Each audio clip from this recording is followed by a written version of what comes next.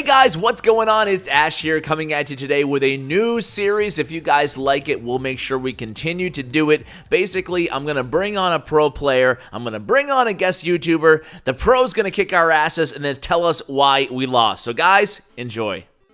Alright guys, so I am so happy to be joined here by Marcelp. You guys know him from my pro tips video, and a very special guest, Cam, aka Clash with Cam, aka Cam Sucks at Gaming. Cam and Marcel, thanks so much for coming on, guys. Yeah, no problem, man. Yeah, happy to be here. Yeah, I think this is going to be really fun and different. So what we're going to do today is Cam and I are going to play Marcel, and then we're going to play the live match, and we're just going to kind of, talk through what we're doing. And then afterwards, if Marcel wins, which he should, he's going to go ahead, we're going to watch the replays, and he's going to tell us some advice, some tips, and where we went wrong against playing him. So if you guys are both ready, we'll have Cam go first, I guess. You can be the first. I'm really nervous. I don't know how good Marcel is. Marcel is a beast. Just don't look at his profile, and you'll be all right. Okay, I'll do my best. I actually already did look at his profile. Is that bad? Yeah. Right now. I saw a rocket. I don't know if I feel too good about that. So. All right, well, they're in the match here, so yeah, like you guys can just chit-chat or whatever you want to do, or you can just get in the zone and I'll blab on while you guys play the first time. But yeah, actually, why don't you guys, if you can, tell us a little bit about what decks you're playing? So I'm actually playing a Hog Rider deck. Okay. I don't want to give too much away. Yeah. But okay, so it's a Hog deck. Yeah. Okay, I'm playing a pretty standard graveyard deck, as you'll come to see. I do not like what's going on right now. Is this I had no other play with the zap there, even if I know I won't get any tower damage. It's sort of your full elixir. A lot of people sort of say, hey, it's a wasted zap, but I guess I'll commentate more later as we go over the replay. No, that's cool. Yeah, you could, if you want to, Marcel, if you want to kind of talk about what you're doing, that way we can focus on more on like what we're doing wrong afterwards. Feel free to. Yeah, also let me know what you're gonna do. So I put a tombstone where it'll pull both units, 3 tiles from the river.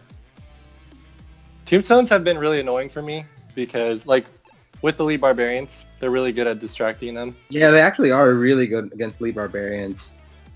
Let's see. So I'm still sort of waiting for him to commit. Still nothing. I'm waiting for you to commit. They're both playing very passively waiting here. game right now. I'm not seeing a great graveyard counter from him, so I'm sort of looking for an opportunity here to go in. Okay, yeah, because you've seen almost all his cards. I see. Many of his cards at this point. He doesn't have Scar Me in hand. So I go for it here. Hope he's probably going to drop Musketeer. And that's not going to be... Dang, that bowler, though. Yeah, that bowler did a good job there. Yeah, I'm basically on the bowler for any... actually did a lot. Anytime I see Elite Barbs, I'll use bowler, and I'll try and save it for those opportunities. That's a good Ice Golem right there. Thanks. Ooh. Oh, the stupid bowler's still alive. Oh my gosh. This is awful. Well, you can already see that how Marcel... I know, again, he doesn't have a good counter. I'm going to zap his Scar Me as soon as it comes out. If it doesn't come out, so I'm holding on to zap. Holding on to it. I'll get a good amount of damage there. So yeah, you're just going to chip me away right now, huh? Yeah, I think a lot of this match is coming down to him not having a good graveyard counter. I'll put stuff in the middle to pull both. Nice. That was Archers good defense there. He's going to get some damage on the left here, which is well played by him. Thanks. Not too much, only 2 hog hits. That sucks. But having the tombstone and the bowler is makes it really tough on Cam. Oh yeah, for sure. This is not going well. It's going exactly how it's supposed to. And he won. All right, well, good. A lot of the game down to him not having a good graveyard answer, but I'm sure there's still things we can look at on his side. Yeah, that was really tough. All right, so let's get into. Okay, while it's fresh in your mind, let's go ahead and watch the replay, and you can kind of dissect it, Marcel. And if you want me to pause, just ask. Just say pause. Yeah, sounds good. All right, so I'm going to start right now. I have it loaded up. It's at 10:59 paused. So whenever you guys are ready to go, we'll start it out. All right, good to go. We'll play at a 1x speed. How about that? And good to go now. Okay, so starting out the match. So you can see Cam's starting hand. You can just put yourself in the mind of Cam, if you will, Marcel, and just say what you would have done and what. Yeah, go ahead. All right, so I think that's a good start by him with Musketeer, given the hand he had. It's a tough spot here for him because Bowler, I immediately have a advantage with the opening cards played. So I'm looking to either maybe play an Ice Golem. Not quite an option though, because my Bowler's definitely going to lock onto his. So his Ice Golem in the back. It was really tough for me to figure out what to do there because, because the Bowler was coming down and I really couldn't do anything until he passed the bridge. You're right. You were going to stuck at full elixir, but that's fine. I think right here the board sort of resets. Yeah. And it's still in a neutral position, right? So then you're forced to. You don't want to commit here as well, right? I think the split barbarians might have been. I'm gonna pause at 2 minutes, guys. I'm gonna pause. I'm pausing at 2 minutes. All right. Just so we can kind of catch up and give us a synopsis of. Obviously, you guys are kind of feeling each other out, both playing pretty passively at this point. So the split barbarians you feel was a mistake, Marcel? So I haven't seen that play work out too much. I think there are a lot of responses that players have to pull things to the middle. There's Ice Golem to bring them both to the middle and then a Bowler, right? You have Archers in the middle plus a Tombstone. So I haven't seen that play work out too well for the most part. But I think the main takeaways from this point in the game are you should have been, which I'm sure you've sort of been keeping track of my cards. You've seen the Bowler, you've seen the Tombstone. So I think what should be going through your mind is sort of waiting for an opening where I have to play, where I either have both of those out of cycle, and then you find a way to hog. But it's a little tough because you're running Zap instead of Log, right? And Log is one of the best cards against Tombstone. Another thing that should be going through your mind, which I'm sure it was as well, I think I did say what deck I was playing is, Marcel's probably playing a graveyard deck. Yeah. Another thing I've seen work for hog decks, you're playing a hog deck. Another strategy I've seen work for hog decks is when I try and go aggressive with a graveyard, maybe you see an Ice Golem dropped at the river. You hog the other lane immediately. And then I'm sort of in a weird situation where I have this lone Ice Golem coming down. And I'm forced to either graveyard and commit, but I'll probably trade a tower or defend your hog, right? Oh, okay. So that's sort of the things going through my head is what deck am I playing? What cards have I seen? What decks my opponent's playing? I'm sure you're thinking the same things, and I'm just sort of trying to walk you through what I'm going through. For me, I couldn't really do anything because you had your Tombstone down, and I was also because you had a lot of elixirs, so whatever I sent in, you would be able to easily take care of. So that's why I kind of dropped the Elite Barbarians because I had nothing else to do. I think that's definitely a difficult thing of the game. Is you're stuck at full elixir. You don't have so many cards that are good to drop. I think maybe a split Scarring would have been less worse maybe than this. Okay, that makes sense. Yeah, we'll see how the elixir game plays out. But I usually see the person that plays split Elite Barb sort of end up on the losing end. We'll see how that works out here. Okay. So You guys ready? Yeah, let's play. 3, 2, 1, play.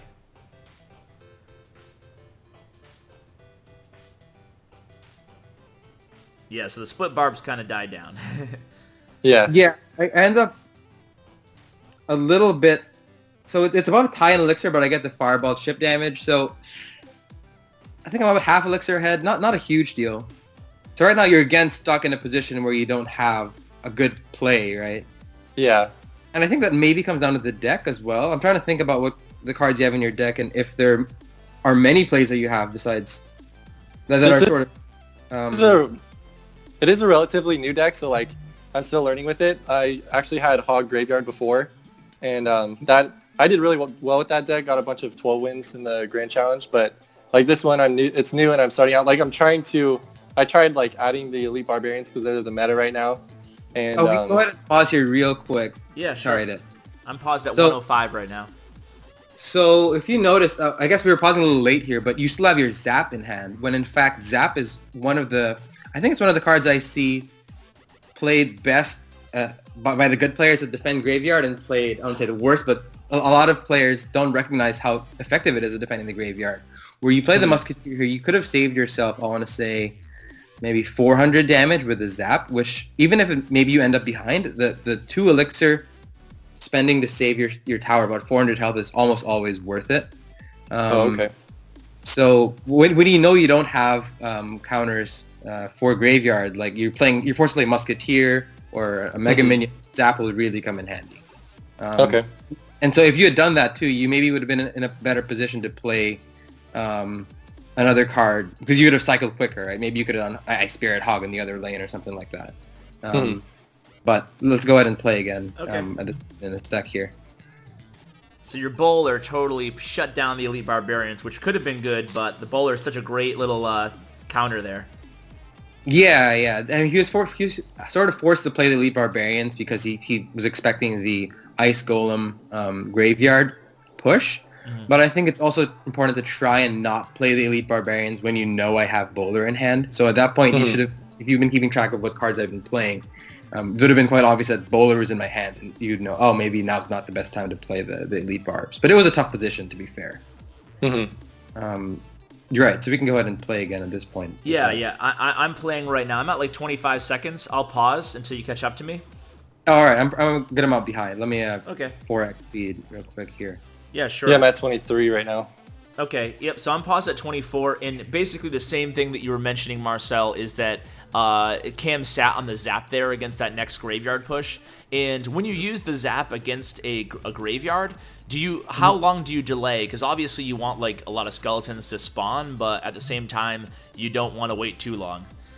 Yeah, it's a bit variable. I think if you have units that can clear out, if you have a good counter like archers, for example, then you want to zap pretty early. So usually if you're a bit late to play the archers, then there's going to be an immediate sort of buildup of skeletons. But if you zap, you know then the archers will be able to clear out the remaining ones that build up. If you have a card like Musketeer, then you know an early zap isn't going to help you much because the skeletons are just going to build up again, right? And the Musketeer's slow, it's not going to take them out. So there's definitely some variability, but I think people tend to either not zap at all or zap early. So just a general tip would be wait maybe a second or two longer than you think you should, and then throw out the zap.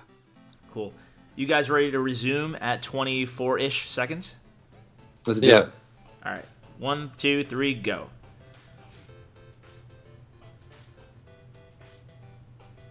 All right. So right here, you're sort of, another graveyard's coming, I'm sure. I think the Inferno Tower was a good play. Like you're trying to hold up the units so your tower is shooting at the skeletons instead of my bowler, which is actually a good idea. I mean, it's a little too late at that point, but that's another point I'll stress is if you can find a way to have their tank, like the Ice Golem or the bowler, sort of hold up before. I guess you can't do it with the Ice Golem, but if you're gonna make the bowler not tanked by the tower, not get shot at by your own tower and have your tower shooting the skeletons, that's a huge deal. So yeah, I think the problem there was like your Mega Minion. He was going down the other lane, so he targeted the Inferno Tower and took that out really quick. But also at that point it was too late. So yeah, it was too late. I guess one thing you could have done is maybe play the Inferno Tower way to the side, but so the Mega Minion wouldn't come. But yeah, I see what you're saying. Oh, okay. Cool. So overall, it wasn't bad. It just seemed like basically the graveyard really just kind of was the thorn in Cam's side there, basically. Just getting a good counter on that graveyard. Yeah, I think the zapping for sure is definitely something you can take away from that, and a couple other small things there. But I would say in large part the deck matchup was a little difficult for him for sure. Well, I'm gonna play a very similar deck to Cam. No Inferno Tower, but a lot of the other same cards, and maybe I can apply some of those things to that you just told Cam to my match with you. So, are you ready? Give me a sec here. I'm thinking of switching decks so your viewers don't think I'm a one-trick pony over here. I'm going to go ahead and switch things up real. And huge shout out, by the way, to Cam for coming on here. Basically, it's not a good pitch to, hey, you want to come on my channel, Cam, and lose to a really good player and then talk about it. So, but I knew if anybody, I knew that Cam would be down. That's why. I'm actually trying to. Yeah, I'm trying to improve my skill, and so like this is really good for me because. Like when I went to the Kings Cup tournament, I didn't really know like where I stood in the as far as skill level goes. You did pretty well. And so once I went there, then I knew that I was pretty good. But like obviously there's room for improvement, and especially since I got my butt kicked by Marcelp, I mean there's obvious room for improvement. And so I'm really glad that I can learn. So, Yeah, man, it's definitely definitely a good experience to, you know, like it's something that honestly I don't do enough, like watching my losses on replay, and I know that a lot of like really good players really like analyze their losses. So I thought this would be a good way to maybe start a good habit doing something like this. So and having Marcel explain what I did wrong is pretty cool too. Yeah. Alright, so I'm going to play a deck I've seen a good amount on ladder. I've lost to it. I haven't played it that much, but we'll see how it goes. I'm jumping in. Alright, here we go. The pressure's on. Good luck. I have a pretty That's all I crappy can say. starting hand, I think. I hate when that happens. Yeah. I love having... Wait, yeah. Yeah. Furnaces are so annoying. If you have the Musketeer, though, I think you can Ooh. shoot over the river. That was a terrible Ice Spirit by me. A terrible Minion Horde by me. Uh-oh. Archers will clean that up for sure. Let's see, fireballs them. It felt like that was such a great little push there by me, but then nothing really to show for it, and I was super late on that. Yeah, that's how I felt the whole time playing. I was like, well, actually, not really. I couldn't really build up a good push, but still, everything got shut down. Yep. What is Marcel playing? That's the question.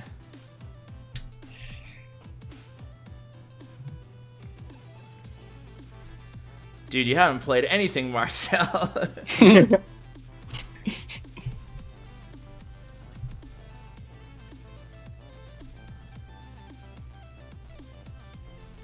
It's a really interesting deck so far that Marcel's playing. Yeah, it's like... I can see all the cards. I've seen it on ladder, and it seems to be doing well so far from what I've seen. Looks like a really like chip. Oh chip boy, deck. wasn't expecting that, even though I should have been.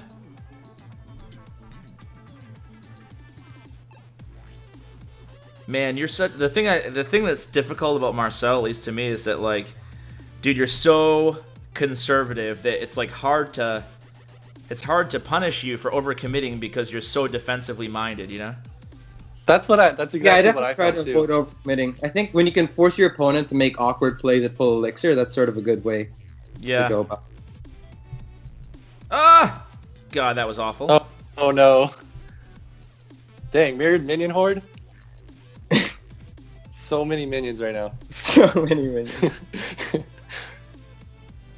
Oh, that's a good ice golem. That's gonna tank up quite a bit. Yeah. Still get a couple of hits. See, like, jeez, man, you're good. Can't touch you. You only have one spell? Yeah, just zap. Ooh, that's definitely a little rough in Dude, this case. I don't know. Yeah, I mean, like, this is what everybody says, but oh my god. Dang, mirrored goblin bro. Oh! The mirrored goblin bro doesn't get taken out by the zap, which is interesting. All right, You're high man, you level. smoked me. Good game. Should have a lot of Yeah, we'll definitely have some things to say, but being you're definitely on the losing end with a one spell in that deck. I Dude, promise have, I didn't. Like, I didn't now I'm gonna fucking- show, since I'm recording, I'm gonna show my I'm gonna show my log, and it's just like, dude, I love this deck, and but yeah, you totally killed me there. All right, so let's go over the replay here. All right. You know, I'm glad that I wasn't the only one that lost. So All right, so let's start it out and tear me apart. I'll play in 3, 2, 1. All right.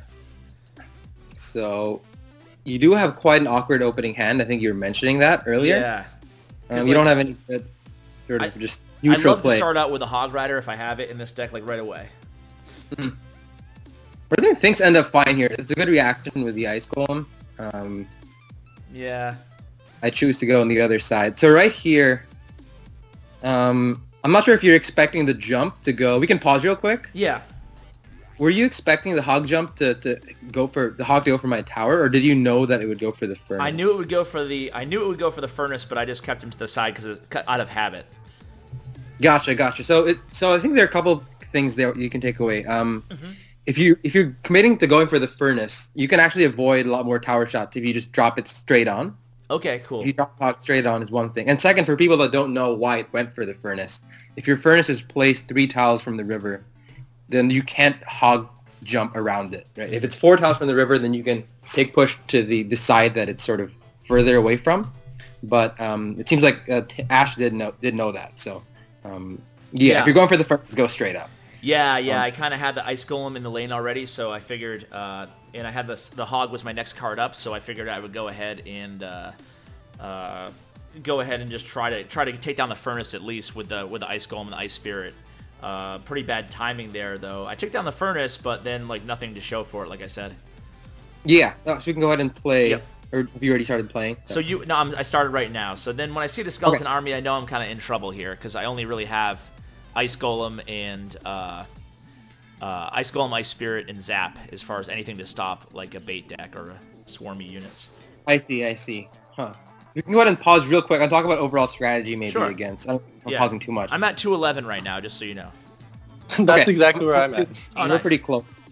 So a good strategy I usually like to have when I'm playing a hog or a giant deck against zap bait is you basically have to fall into a rotation where you have your hog.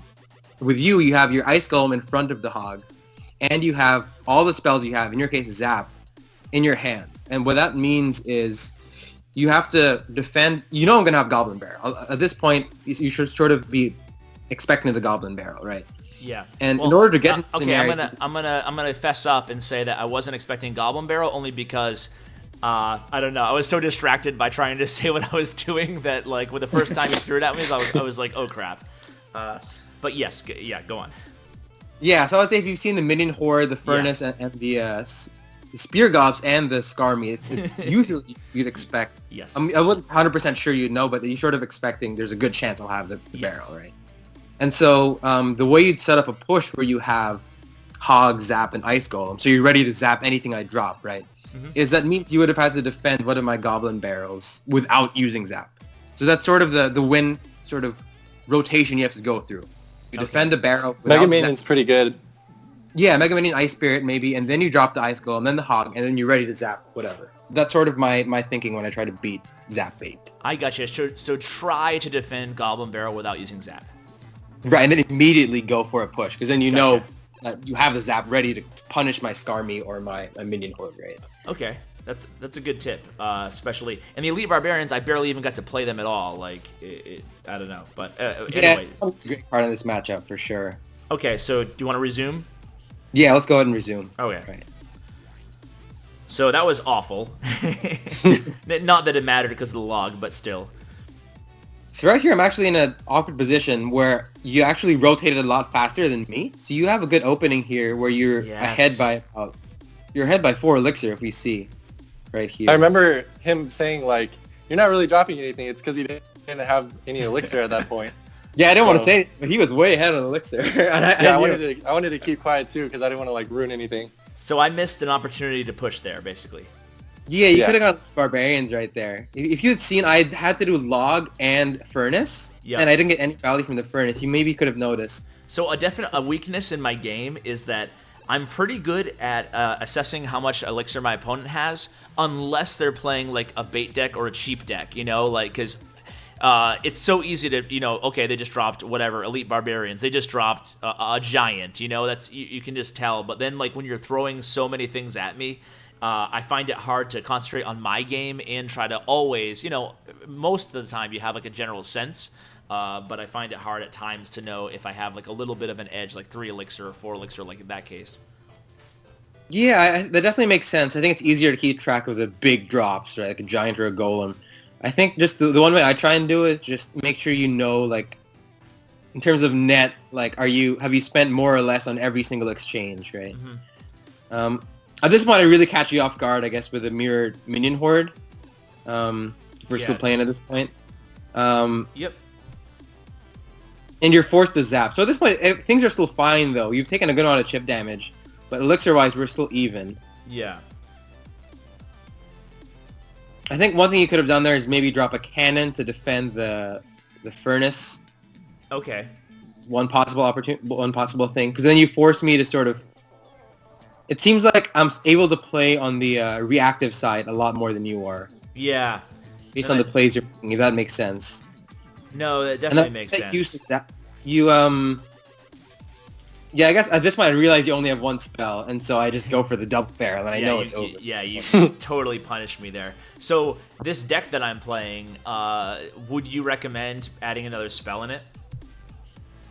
I do think so. It depends. So your deck seems really well sort of teched against like a hog or even giant, I would say, because you have the buildings in there. You have the building and you have the DPS with elite barbarians. Mm-hmm. So I think it's a deck that does well against most of the decks I've seen in the meta. It's just a little risky to play against zap bait players. Yeah. That maybe don't know what they're doing, because you're definitely on the losing end if they, especially with a mirror, because then maybe I wouldn't have been able to punish you as much if I didn't have the mirror. But the mirror minion horde is just like you didn't have anything to deal with. Yeah, I'm gonna pull up your deck just in case anybody wants to copy that one that you were using. It's right there. So yeah, it was pretty cool. It was definitely difficult for me to counter it there. Do you have time to watch one more replay, guys? I know I've actually had you both for a while now. Oh, for sure. I can do one more. I'm fine with that too. Cam, do you want to share like a random replay, or it doesn't have to be a loss, and then maybe just get like we can just watch it all the way through. You don't have to do it like a play-by-play, but maybe just get Marcel's thoughts on how we're playing the deck. Okay, I'll share this one. I think Marcel already watched it. Cool. Do you want to do Cam's first, Marcel, and then we'll just watch it together, and then we'll just watch mine, then we'll wrap it up. Sounds good. Sweet. So I'm jumping in right now. I'll pause right at the beginning. Okay, cool. So maybe you want to give like an intro. Is it the same deck you were using before, Cam? Yeah. Okay, same deck. I remember this. Okay, so we'll just play it through, and you guys can just talk. Okay. Sounds good. Well, I'm going to go ahead and play it. Cool.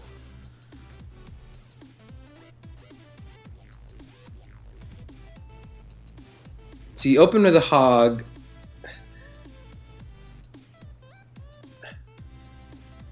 I want to say I usually am reluctant to open with hog, but because they can punish you right away. But let's see what's here. I think he goes. I don't normally do that. Interesting. So you play the Skarmy. See right here, I'm kind of struggling because. Yeah, you fall behind by an elixir a good amount, and I think a lot of that is in part. I mean, you did get a good amount of damage on his tower, but the reason why I'm reluctant to open with hog is I usually like to save hog for when they make big investment plays. Okay. But if you're playing both elite barbs and hog, like, don't you think it's a little bit safer than normal because you can still punish with elite barbs? Like, that is true. If you're playing elite barbs and hog, yes, you also have another punish card. So that's a good point by Ash right there. Which is why maybe Cam didn't get punished as much here. But yeah. Now this looks like trouble here. He has a pump too. I have nothing to deal with the pump. Yeah, you didn't have any spells to deal with it, huh? So I think at this point, you already were able to get a good amount of damage on his tower, though, because of just some of the misplays he's had in the opening plays. Your opponent wasn't able to Ice Spirit. Wasn't able to block the Ice Spirit on your hog, on either play, and that earned you at least a couple more hog hits.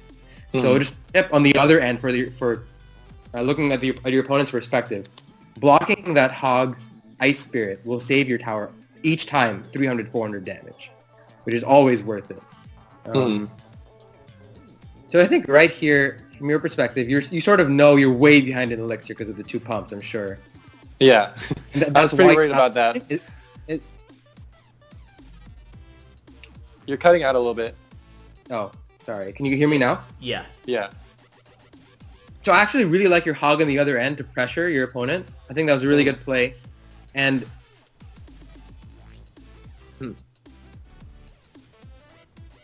I dropped that Ice Golem too. Yeah, that Ice Golem was very late there. It's an obvious mistake. And then the hog again in front of the... not again, another mistake there with the hog in front of the Ice Golem. Right? Yeah. I think just maybe you're a little antsy at that point. The Musketeer could have been on the right lane too. You could take advantage of the range and shoot it from the other way, from the other side. Okay. That's one way to take advantage of the Musketeer's range, because you have it shooting on the tower you don't really care about too much. And that's it right there, baby. At this point, you're a good amount ahead, though, in terms of tower damage. So, Yeah. you try to pump, but it's much too late. Nice game, man. Thanks. Yeah, play there, man. I think a lot of that game was decided just really early. Your opponent gave up so much tower damage because he let 2 Ice Spirits go through. And you just can't overstress how important it is playing against the Hog Cycle deck to block those Ice Spirits or make sure it doesn't hit a unit and the tower because that's just, you're going to get punished really hard by that. I'm sure Ash knows he plays a lot of Hog Ice Spirit. When that Ice Spirit connects, you're getting a lot of damage. Oh, yeah, it's awesome. Yeah. Okay, so you want to do mine now? All right, let's do it. Watamax. So I'm playing the same deck too, so you're already familiar with it. Cool. Are you just playing? I yeah, paused it right at the No, beginning. I paused it too. Whenever you're ready, I'll go. All right, 3, 2, 1, let's Boom. go. All right, sweet. So another kind of weird, well, not an awful hand, but I'm kind of like Cam that with this deck I actually liked, or maybe Cam doesn't like to, but I actually do like to do Hog, either by himself or just with the Ice Spirit to start out. Yeah, with you- the Elite Barbarians. So. Yeah, I like doing that. I thought that was It a was weird in- fireball there. He only hit 1 archer, right? Yeah, Yeah, so, that was an interesting fireball by him there. so I yeah, would say- I knew he played the archers, and then he played a fireball. So I was like, maybe I can catch him off guard with elite barbs at the bridge. You think that was too aggressive? Yeah, I'm usually reluctant to play my sort of the cards over 4 or 5 elixir, or the cards are sort of win conditions until I know really what's in my opponent's hand. Okay. Unless I'm forced to. I didn't get to immediately analyze what the other cards are that are in your hand, but Okay. you did get a little punished by that there, just looking at the overall result, right? As we could see. Yeah, it was just the princess damage and the fireball damage, but like when he fireballed my solo archer, I was like, that's weird. Okay. And I just, I had in my hand the elite barbs, and I figured I'd give it a shot, but I guess I was pretty aggressive with the elite barbs in this match. Yeah, I think here. at this point too, I want to say that I mean, you don't get punished by it too hard. Yeah. But at that point, you should have known he had barbarians back in rotation as well. He didn't opt to play it, but he definitely had a lot of good responses for that play right there. Okay, so I played that. I played those elite barbs, I think, thinking that he didn't have the elite barbs in rotation. Maybe I must have been wrong there. I didn't notice, but I guess I was wrong. Well, because you take two, but just keeping track of your opponent's cards and what their cycle is. I don't think at that point he played the Elite Barbs though. So, like, he played the Barbarians first, but so he had the Barbarians in the cycle.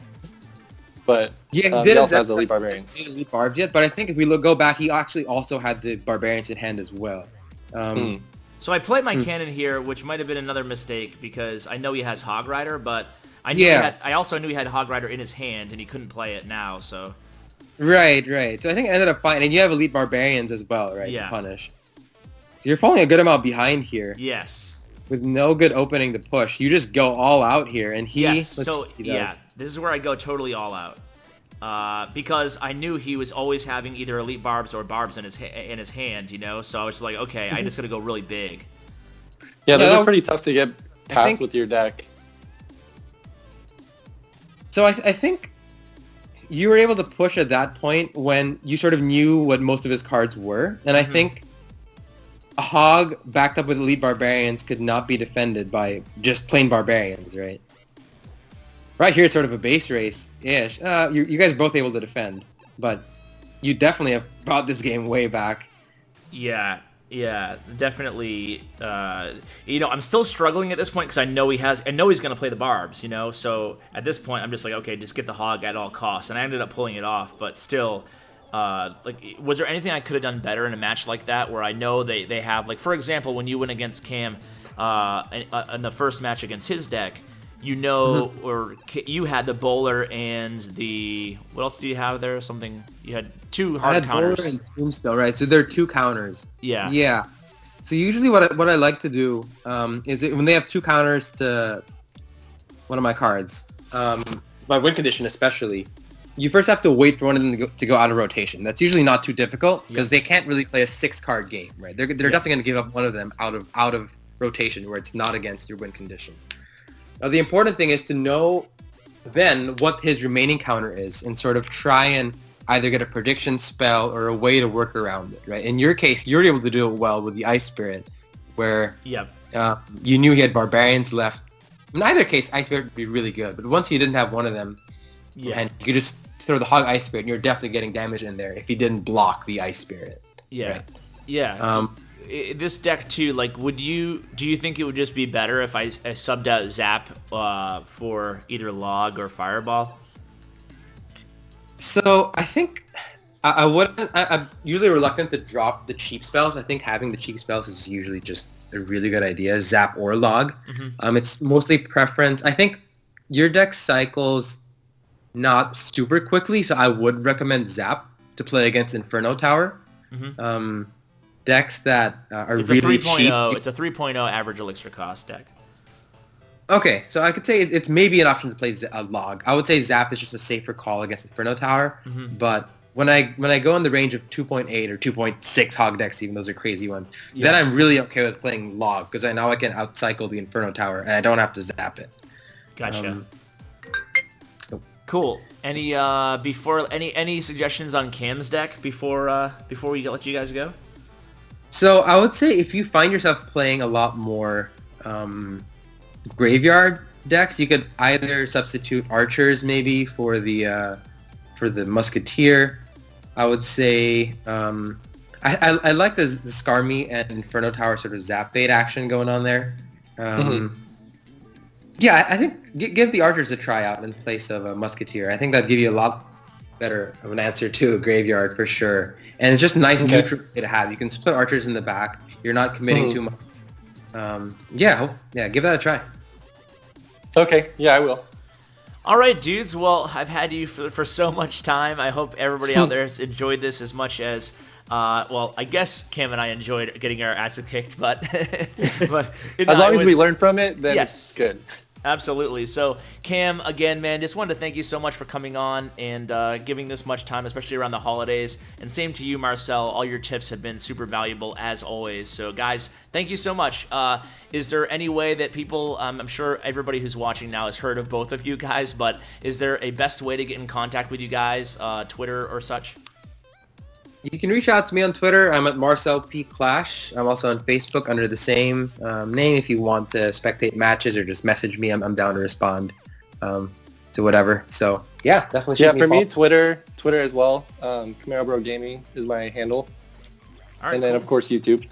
Yeah, cool. I'll include, obviously, as if I need to, but I'll include Cam's YouTube and Twitter as well as Marcel's Twitter. And, guys, thanks again. Have a happy holiday, and really appreciate it, guys. You too, man. Hey, always a pleasure. Happy holidays. All right, you too. Bye-bye. All right, guys, so there we have it. Let me know what you thought of this series, and if you made it all the way to the end, give me a hashtag CamSucksAtGaming, just so I know that you made it to the end of this video. Guys, I love you all. Hope you had a beautiful and amazing holiday, and as always, take care, guys.